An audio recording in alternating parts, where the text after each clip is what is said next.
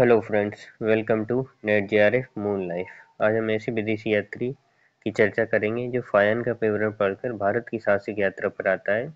उस विदेशी यात्री का नाम है हेनसांग, जिसे कई अन्य नामों से भी जाना जाता है, जिसकी चर्चा हम आगे करेंगे।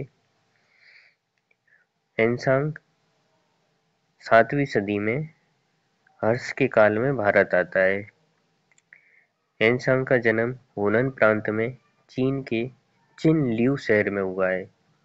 इसके भारत आने की जिज्ञासा क्यों हुई, इसके पीछे एक महत्वपूर्ण कारण है कि फायान के यात्रा विवरण पढ़कर हेनसांग के मन में भारत को जानने की जिज्ञासा जागृत हुई, जिसके कारण वह भारत की साहसिक यात्रा पर आता है। यह आते समय अपने राजा से भारत आने की आज्ञा नहीं लेता है, लेकिन वापस आने पर उसे क्षमा कर दिया जाता है। इसके आने का उद्देश्य देखें तो यह भारत में बौद्ध मूल ग्रंथों का अध्ययन करने आया था और इसने साथ ही साथ बौद्ध पवित्र स्थलों के दर्शन किए। इसकी बुक सीयू के नाम से प्रचलित है।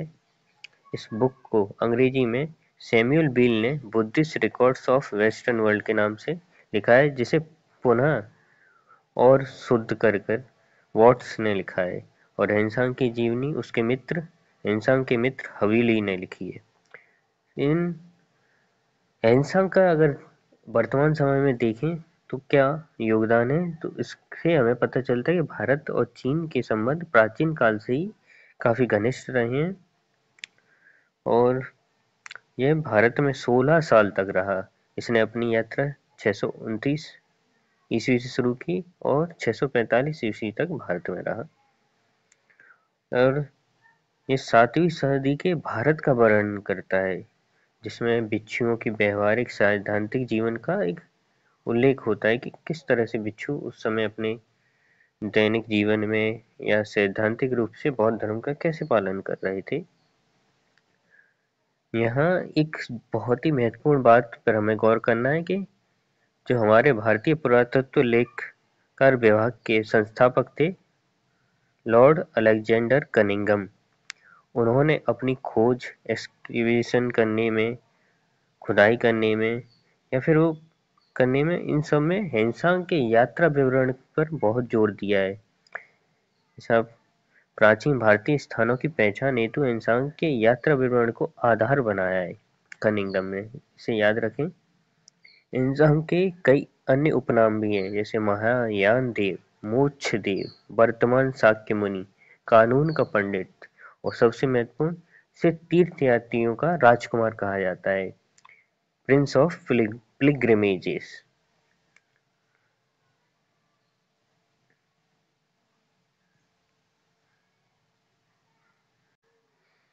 नेक्स्ट स्लाइड में हम हेनसांग की ट्रेवल समरी के बारे में जानेंगे कि कौन कौन सी महत्वपूर्ण बातों का हेनसांग अपनी बुक सीयूकी में वर्णन करता है। तो भारतीय वर्णमाला में 47 अक्षर थे, इनका उल्लेख करता है हेनसांग। और प्राचीन भारत में डाकुओं का सर्वप्रथम वर्णन हेनसांग ने किया है।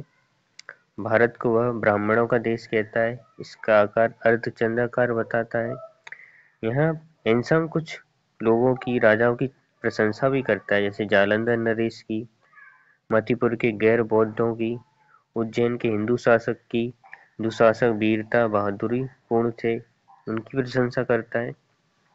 और भारत में जो सामान्य लोग या जनता थी, वो भारतीय श्वेत वस्त्र धारण करते थे। ये वस्त्र ऊपर और नीचे के बस सिले हुए नहीं होते थे।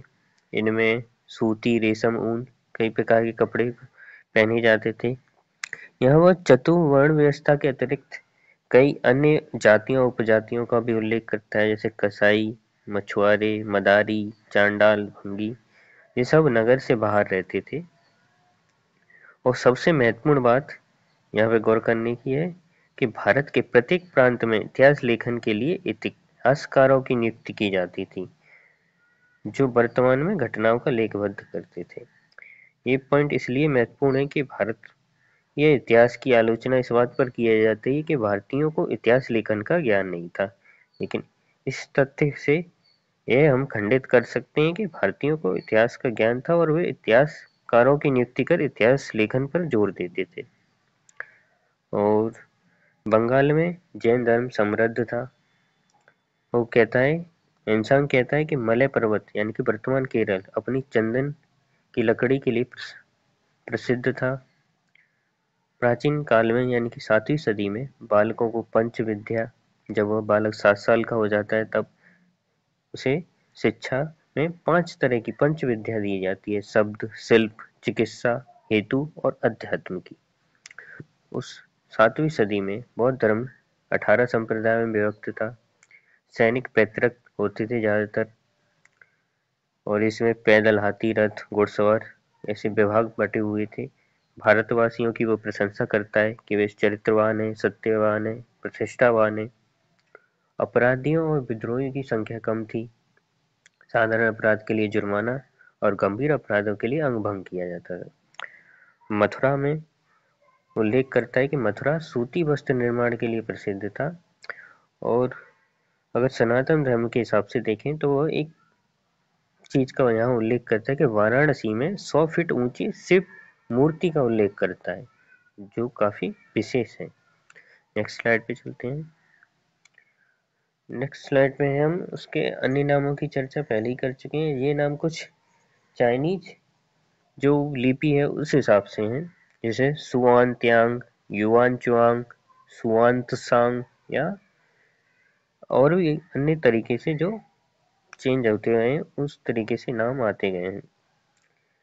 जैसे हम पहले ही चर्चा कर चुके हैं कि 629 ईस्वी में चीन से वह भारत आता है और सर्वप्रथम भारतीय राज्य कपिसा में पहुंचता है। और हिंसा के उन महत्वपूर्ण स्थलों की चर्चा कर लेते हैं जहाँ वह गया था। तो कामरूप शासक भास्कर वर्मा के यहाँ गया।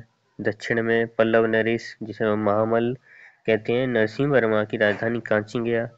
कांची से वह चालुक्य शासक पुलकेशिन के राज्य गया, जिसे महाराष्ट्र महोदय जो उसके किताब में मेंशन है। और उसके बाद सिंध गया। सिंध में वह शूद्र शासक का उल्लेख करता है। वहां से मालावी, बल्लवी, मालवा गया और 645 ईस्वी में भारत से चला। थानेश्वर में वह जयगुप्त नामक बौद्ध से शिक्षा ग्रहण करता है। नालंदा से भी शिक्षा ग्रहण करता है। उस समय के नालंदा के जो कुलपति थे वो शीलभद्र थे। नालंदा में ही हिंसांग को मोक्षदेव नाम मिलता है। यहाँ पर वह कन्नौज में धर्मसभा की अध्यक्षता करता है। 643 ईस्वी में प्रयाग में छठी महामोक्ष परिषद में भी भाग लेता है। हम चलते हैं नेक्स्ट स्लाइड पर। अब हम इस स्लाइड में हम यहाँ से उसके ट्रेवल ब्लॉग को समझेंगे, उसके यात्रा वृत्तांत को समझेंगे कि उसने चीन के चंगन सिटी से यात्रा शुरू करके वापस चीन तक पहुंचने की पूरी यात्रा का हम इसमें विवरण जानेंगे। तो जैसा हमें पता है कि हिंसन 629 ईस्वी में भारत की यात्रा शुरू करता है चंगन सिटी से। उसका उस समय का चीन सम्राट था ताइसुंग, जिससे वह याज्ञा लेके नहीं आता है, लेकिन बाद में जब चीन में जाता है तो उसके द्वारा प्राप्त किए गए मूल ग्रंथों और उसके द्वारा ग्रहण किए गए ज्ञान के कारण उसे क्षमा कर दिया जाता है। तो हैंसांग सिल्क रूट से भारत में प्रवेश करता है। वह चंगन से तुर्फान, कूचा, ताशकंद, समरकंद या इसे समरबंद, काबुल तथा पेशावर से होता भारत में प्रवेश करता है। भारत में प्रवेश करने में तुर्क शासक तांग सी हू ने हिंदू कुश पर्वत पर पार करवा कर सर्वप्रथम भारतीय राज्य कपिसा में उसको प्रवेश करवाता है। कपिसा राज्य में वह अशोक के स्तूप को देखता है। उसके बाद अफगानिस्तान में लंपक प्रदेश में प्रवेश करता है। लंपक प्रदेश के बारे में वो कहता है कि यहाँ के लोग चोर हैं, अविश्वसनीय हैं, जनता महायानी बौद्ध है। उसके बाद नगरधन जलालाबाद में प्रवेश करता है। जो जलालाबाद है, जो नगरधन है, जैसे वह मुख्य भारत के रूप में हम समझ सकें, यहाँ से मुख्य भारत शुरू होता है। नगरधन में अन्न और फल की फसल काफी अधिक होती थी। यहाँ कोई राजा नहीं था, यहाँ के पदाधिकारी कपिसा के ही शासक थे। इसके बाद 1630 ईस्वी में वह गांधार की राजधानी पुरुषपुर पहुंचता है। पुरुषपुर में महत्वपूर्ण है, कनिष्क निर्मित विशाल स्तूप को देखता है। यहाँ अन्न, फल, गन्ना की उपज अधिक होती है। इसके बाद पेशावर, तक्षशिला, यहाँ वह बौद्ध संघ जो मठ हैं उनको नष्ट भ्रष्ट पाता है। इसके बाद वह कश्मीर जाता है। कश्मीर में वह 100 संघाराम, 5000 भिक्षु और अशोक निर्मित 4 स्तूपों का उल्लेख करता है। इसके बाद वह जालंधर पंजाब में जाता है। यहाँ भूमि धान से के लिए उपयुक्त बताता है। एंसान कहता है कि यहाँ की भूमि धान के लिए बहुत उपयुक्त है। इसके बाद मथुरा जाता है। मथुरा में वह 20 संघाराम और 2000 हीनयानी बौद्धों की चर्चा करता है। हम नेक्स्ट स्लाइड पे चलते हैं। नेक्स्ट स्लाइड में हम देखते हैं कि हिंसा अब थानेश्वर पहुंच चुका है। थानेश्वर में देखता है कि यहाँ कृषि कार्य, निवासी धनी और विलासी हैं और बौद्ध हीनयानी लोगों की संख्या अधिक है। और इसके बाद वह 635 ईस्वी में मतीपुर पहुंचता है। मतीपुर के बारे में वह कहता है कि यहाँ जादू टोनी का प्रचार है। इसके बाद नेक्स्ट वह ब्रह्मपुर शंका से अही चित्र जाता है। अही चित्र के बारे में कहता है कि विद्या प्रेमी है, यहाँ के लोग ईमानदार हैं। इसके बाद वह हर्ष की राजधानी में पहुंचता है, जिसे हम आज कन्नौज के नाम से जानते हैं या प्राचीन काल में कान्यकुब्ज के नाम से जानते थे। अब यहाँ आकर वह भद्र विहार बौद्ध मठ में रुकता है। यहाँ नगर का भी उल्लेख करता है। यह नगर 3 मील लंबा और 1.5 मील चौड़ा है। यहाँ के निवासी सभ्य हैं, नैतिक हैं, समृद्ध हैं और यहाँ के व्यक्ति या कहीं जनता बहुमूल्य चमकदार वस्त्रों का वर्ण करती है। यहाँ के लोगों की भाषा शुद्ध है। और एक महत्वपूर्ण बात यहाँ कि यहाँ कन्नौज में 200 देव मंदिरों का भी उल्लेख करता है। जैसे यहाँ बौद्ध धर्म का डिक्लाइन हम समझ सकते हैं, यहाँ डिक्लाइन हो रहा है।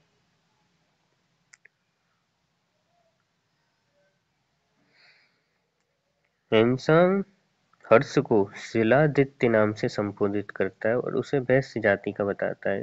हर्ष के बारे में वह कुछ महत्वपूर्ण बातें भी बताता है कि हर्ष कठोर परिश्रमी है, न्यायप्रिय है, साहसी है, दानशील है और बौद्ध धर्म में आस्था रखता है।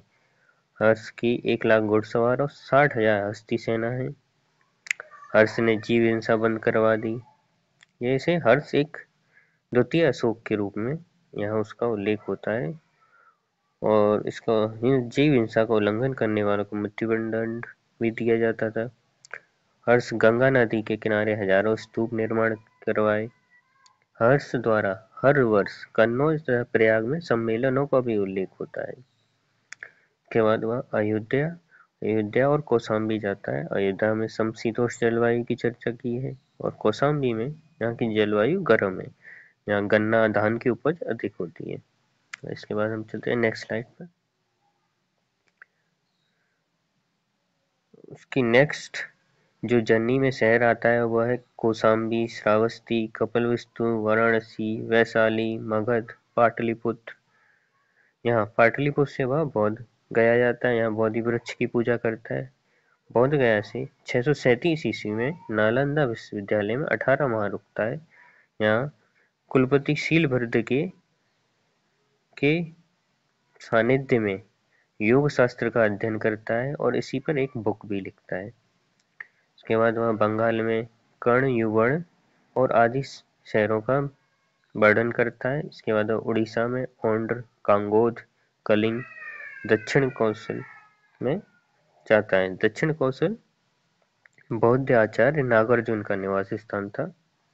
इसके बाद वह 638 ईस्वी में धान्यकटक से होता हुआ पल्लव राजधानी कांची जाता है। कांची में उस समय नरसिंह वर्मन महाबली का शासन था। दक्षिण को यह हिंसांग की यात्रा का दक्षिण भारत का एक अंतिम शहर था और यहाँ के निवासियों के बारे में कहता है कि निवासी विद्या प्रेमी थे और इस कांची स्थान को धर्मपाल बोधिसत्व की जन्मभूमि भी बताता है।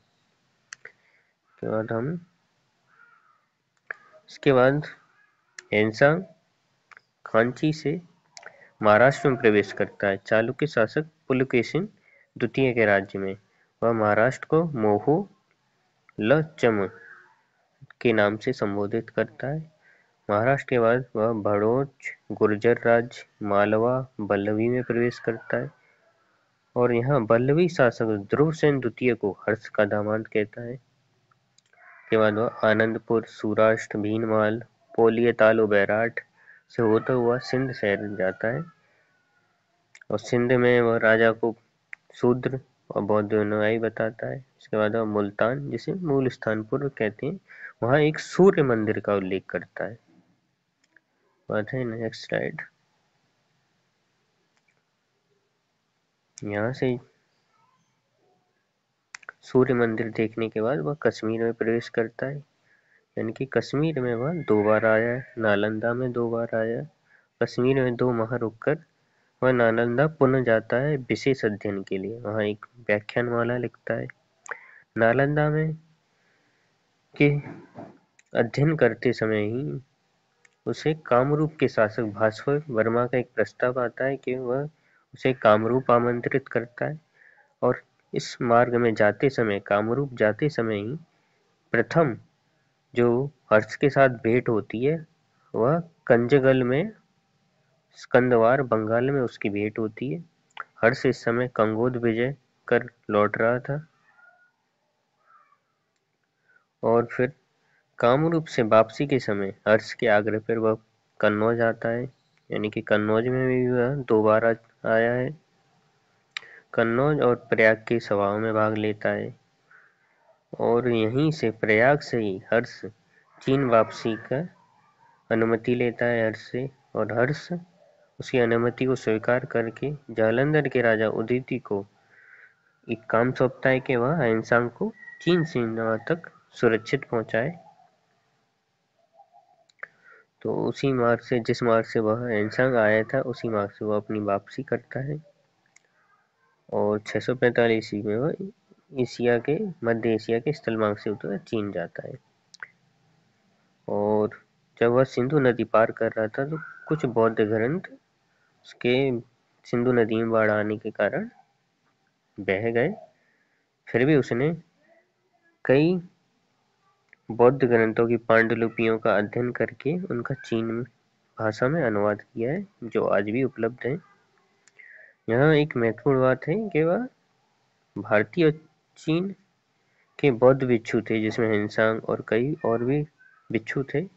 वो आपस में पत्राचार करते थे, जिसमें त्रिपिटकाचार्य बौद्ध गया बिहार के वरिष्ठ भिक्षु प्रज्ञा देव का नाम प्रमुख है, जिन्हें प्रज्ञा देव ने अपनी हस्तलिखित पांडुलिपि और सूती कपड़े के 2 थान दिए, यानी कि प्रज्ञा देव ने हिंसांग को एक भेंट भेजी। तो बाद हम चलते हैं नेक्स्ट स्लाइड पे। अब हम कुछ अन्य महत्वपूर्ण बिंदुओं पर चर्चा करेंगे जो हिंसांग ने अपने यात्रा विवरण में जिनका जिक्र किया है। जैसे दाह संस्कार, तो दाह संस्कार में मृत्यु के बाद दाह संस्कार और जल समाधि का प्रचलन था। प्रयाग में जैसे गंगा में जल समाधि को एक पुण्य कर्म माना जाता था और जिसमें 2 नामों का भी उल्लेख है, जैसे चंदेल नरेश धंग और कलचुरी नरेश गांगेयदेव, इन्होंने गंगा में जल समाधि ली थी। करों की संख्या कम थी, बेगार बिष्टी नहीं थी। राजा आय को 4 प्रकार से व्यय करता था: शासन संचालन तथा यज्ञ क्रम, मंत्रियों पदाधिकारी को वेतन देने में, योग्य व्यक्तियों को पुरस्कार देने में, धार्मिक संस्थाओं को दान देने में।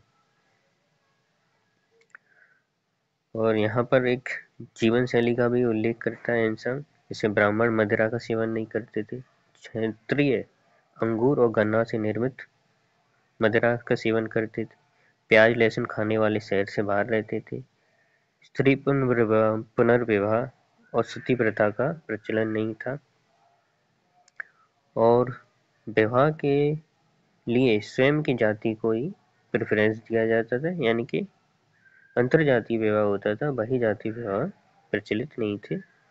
उस समय 7वीं सदी में बौद्ध धर्म उन्नत अवस्था में था।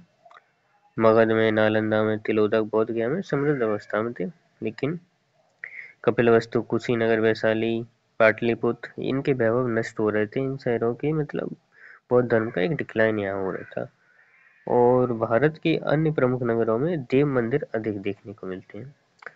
So let's wrap up here. Thank you for watching.